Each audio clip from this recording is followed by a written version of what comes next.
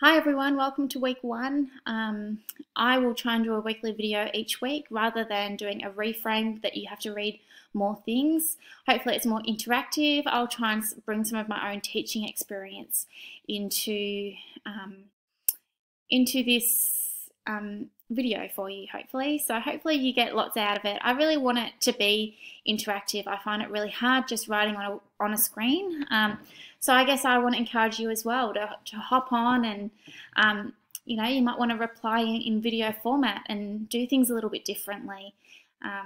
So it's a bit more like a virtual classroom. So I want to talk about the readings for week one, but as well make some links between your first assessment, which is a multimodal report. Now it is during week 5, however, this week is really an important week to get your head around, and this week will really help you with your first assessment, as weeks 2, 3 and 4 will be looking at the substrands of the English curriculum under the Australian curriculum. So really get your head around the readings this week. If you have any questions, please ask them on the discussion boards on Canvas. And also if you have any questions about Canvas, please ask. I am just as new as you are to it, so we'll hopefully work it all out together. So this week, Tim Moss has looked at modern literacy and the socio-cultural perspective. So the socio-cultural perspective basically describes how student behaviour within the classroom and what they know is affected by their surroundings, and also their social and cultural experiences. So it's really important that you can't assume as you go into a classroom that every single student that is in your classroom comes in with the same experience. So you'll have students, like Tim said, who won't know how to turn a page, or you might have a student who knows how to read fluently, for example, in a foundation class. So I love teaching prep, and the last year I taught before I went on maternity leave was prep. I taught that for quite a number of years, and every student that comes into the classroom is so different. You have students who know how to cut paper, you have students who don't know how to use scissors, you have students who can write their name and students who can't. You can have students who know all their letters and sounds or are onto reading words and understanding language in a more in-depth way and understanding comprehension, to students who don't know how to read at all. And it's so important as teachers that you are able to cater for each of those students in your classroom.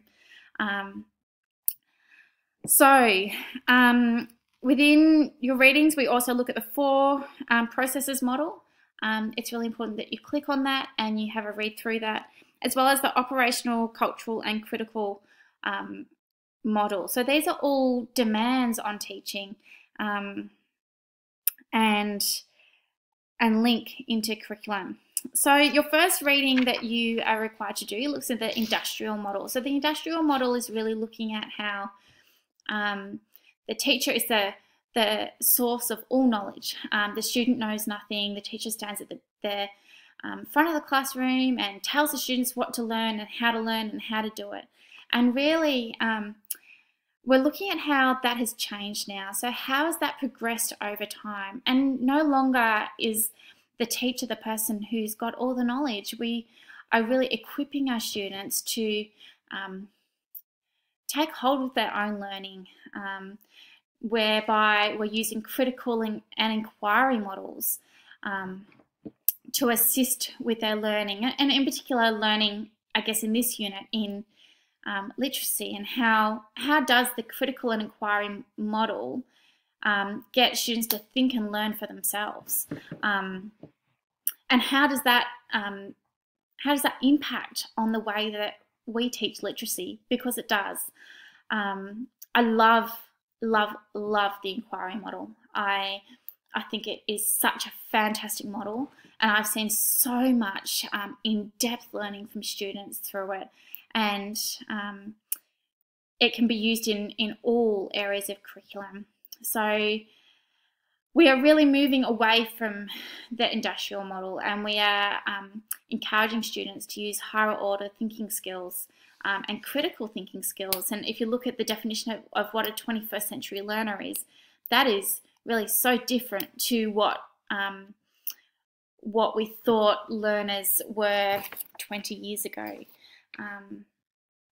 So Yeah, so think about things that can impact on the literacy classroom. So things like your four processes model, your operational cultural critical model, you've got critical and inquiry models. So all of these things impact upon teaching literacy. So get your head around it, investigate it, write notes on it. So this week, your weekly activity, I need you to tell me 5 important qualities that you think a literacy teacher should have. So please have a look at that. And also you need to look at mixing modes. So this will relate to A1. And you need to, for A1 anyway, look at using a multimodal way of presenting your assessment. I will be putting up a little YouTube clip I have found. I'm not going to reinvent the wheel, but just a little tip on what using multimodal text in the classroom might look like and how you can do that within your assessment. So good way for you to be creative. I use Screenomatic.com to make my videos if you want a little hint. But yeah, so give me 5 important qualities you think you need to have as a literacy teacher, and also tell me about some different multimodal aspects that might be used within the literacy classroom. Have a great week, everyone. I'm sorry I've talked for so long, but please start asking questions now about your literacy assessment 1. Get onto it, do a little bit at a time, and you'll be super organised. I will let you know the collaborative sessions as soon as they have been confirmed, and otherwise have a great week. Bye.